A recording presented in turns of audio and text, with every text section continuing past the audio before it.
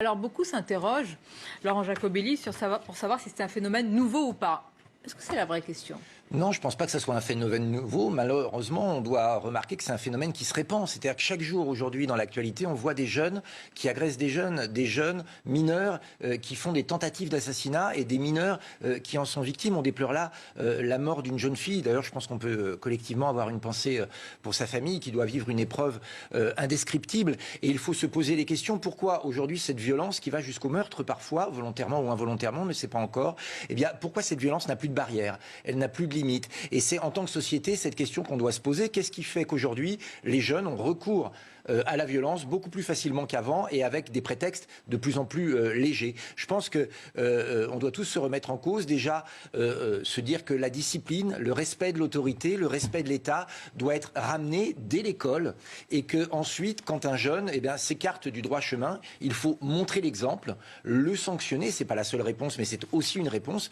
Parce qu'aujourd'hui, il y a des jeunes qui voient dans leur téléviseur, sur les chaînes info, d'autres jeunes qui ont appelé au meurtre de policiers, qui ont attaqué au mortier des commissariats et qui sont libres et dont on dit qu'ils sont victimes de la société. Et tant qu'on ne remet pas ces barrières, certains sociologues, certains hommes politiques qui nous expliquent qu'aujourd'hui, ces jeunes qui ont dérapé, ils l'ont fait parce que la société est coupable. Je crois qu'il faut ramener la société comme exemple et non pas comme coupable envers les jeunes. Il faut ramener le respect de la police et le respect de l'autorité judiciaire. Bon. Je crois qu'il faut ramener un peu d'État dans tout ça. Un peu d'État, d'autorité et stopper un peu, c'est-à-dire ce qui nous manque, l'autorité et le discours victimaire. Les nouveaux moyens de communication ont toujours amené une crainte de la propagation de la violence.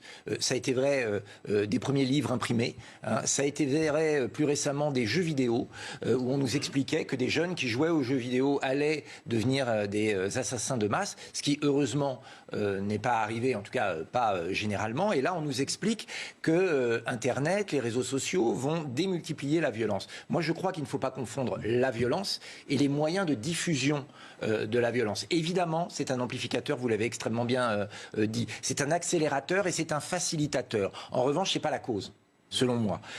Et donc, c'est sur la cause qu'il faut aussi travailler. Tout ce que vous avez dit est frappé du sceau du bon sens, mais je pense qu'il faut aussi travailler sur la cause. Et moi, j'en vois une, c'est qu'on est dans une société défaite, détricotée, où on voit un chaos et qu'on l'excuse.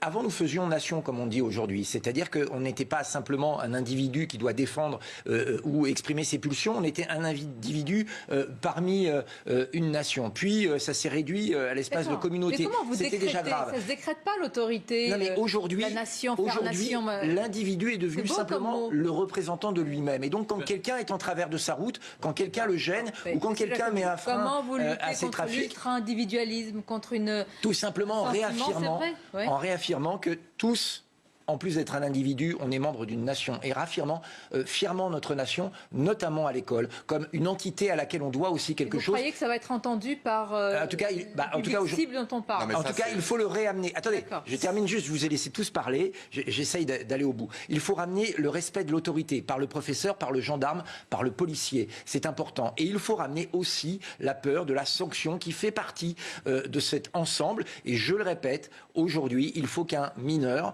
s'il a fait quelque chose de grave, on lui apprenne ce qu'est le juste et l'injuste et qu'il ait une sanction, peut-être une semaine de prison, simplement une semaine, comme ça se fait dans un certain nombre de pays dans le Nord.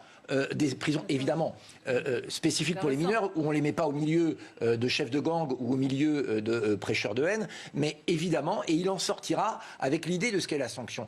Maintenant, je pense qu'il y a quand même des indices, notamment sur l'UNEF et d'autres syndicats aujourd'hui au sein de l'université. Vous savez, quand l'UNEF fait des listes communes avec une association, l'EMF, les étudiants musulmans de France, liés à certains groupes, notamment les frères musulmans, quand ce syndicat participe à mettre une cible dans le dos de 2 professeurs, comme ça vient d'être fait à Grenoble, je pense qu'on a des indices et on a dissous des associations qui faisaient beaucoup moins de mal que ça récemment. Mais Plus généralement... Tiens, on voit à qui vous pensez. Bien sûr.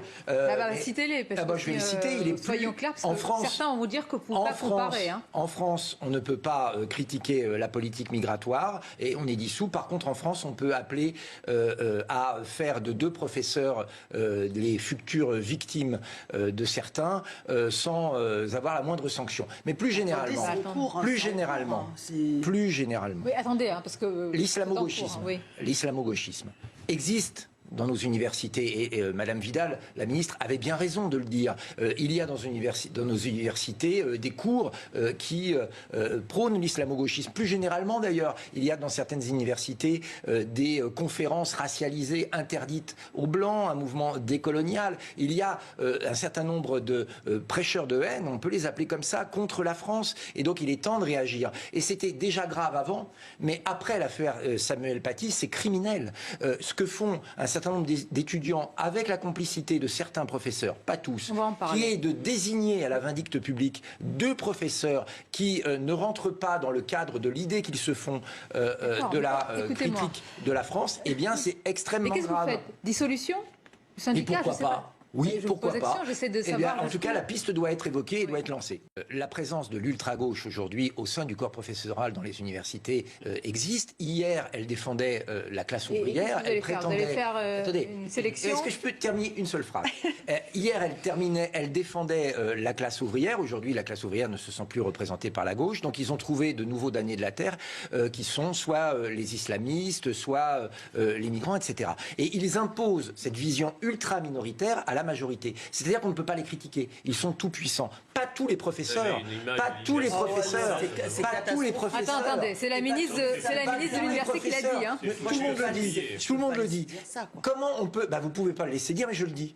Et ce qui est grave, c'est que vous n'agissez pas. Aujourd'hui, dans les facultés françaises, madame, il y a des séances interdites aux Blancs. Eh bien, en France, ça ne devrait pas exister. Dans les universités dans certaines françaises. Et dans trop d'universités françaises. Aujourd'hui, Paris 8... renseignez-vous. Je suis enseignante, j'enseigne encore. Soyez plus au fait de ce qui se passe. Aujourd'hui, Paris 8 a lancé un appel à candidature pour des chercheurs qui appellent à réfléchir à la domination sur un certain nombre de minorités. Que la culture... Il faut arrêter. Il faut arrêter. Et aujourd'hui, la France... elle est face au terrorisme islamiste. Mais et donc la condamnation doit être système que véritablement unanime. L'ensemble de l'université de la recherche française est gangréné. Est-ce que j'ai dit ça? J'ai dit que c'était intolérable. Allez. Je pense que d'abord, il faut réagir. Effectivement, vous avez raison, parce que les signaux maintenant sont devenus très forts. Vous avez parlé de Samuel Paty. Tout à l'heure, quand j'évoquais ce qui se passe à l'université, j'ai vu un déni face à moi. Je pense qu'on ne peut plus nier la situation. La situation, elle est là. L'islamisme, aujourd'hui, a 2 fronts pour attaquer nos valeurs et notre modèle. Le front du terrorisme direct qu'on a vécu très chèrement, contre lequel il faut lutter, et le front idéologique de conviction, d'entrisme. Et c'est sur celui-là qu'il devient extrêmement puissant, c'est-à-dire qu'il gangrène. Je réitère les mots. Il y a aussi un projet de loi séparatiste, ça ne veut pas dire qu'il n'y a rien. Non mais c'est pas suffisant. Aujourd'hui... votez-le déjà, ça aurait... Aujourd'hui, il faut réagir. On ne peut plus laisser dans nos écoles faire en sorte qu'on ne puisse pas enseigner la Shoah, par exemple. Un professeur sur 2 se censure, et les professeurs qui ne se censurent pas sont sous protection policière, comme l'est aujourd'hui ce professeur d'université. Donc tout cela n'est plus tolérable. Donc il faut prendre des mesures. Mais oui, mais attendez, quand il y a un projet de loi, même si vous l'estimez insuffisant, on a voté certains articles, pas tous.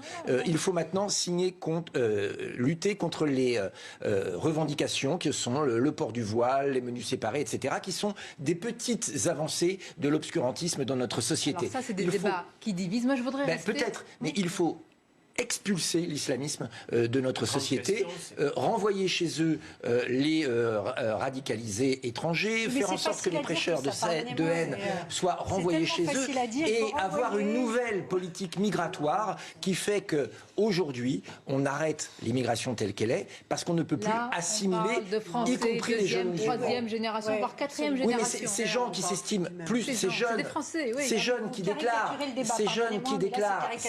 qui déclarent être plus musulmans que français, c'est un souci pour notre société. Je peux me permettre. tout ce qui a été dit sur l'école et les signaux faibles est juste, mais l'école est finalement le reflet de notre société. Et nous sommes dans une société devenue de plus en plus violente. C'est-à-dire qu'aujourd'hui, on peut se faire tabasser pour un regard. Donc, il faut ramener aujourd'hui l'ordre républicain dans les rues, partout. Il y a des rixes, il y a des émeutes, il n'y a plus le respect de la police. Et ça, malheureusement, eh bien, ça s'infiltre aussi dans l'école. Des vastes défis et situations tragiques, évidemment, des pensées à la famille de cette jeune fille.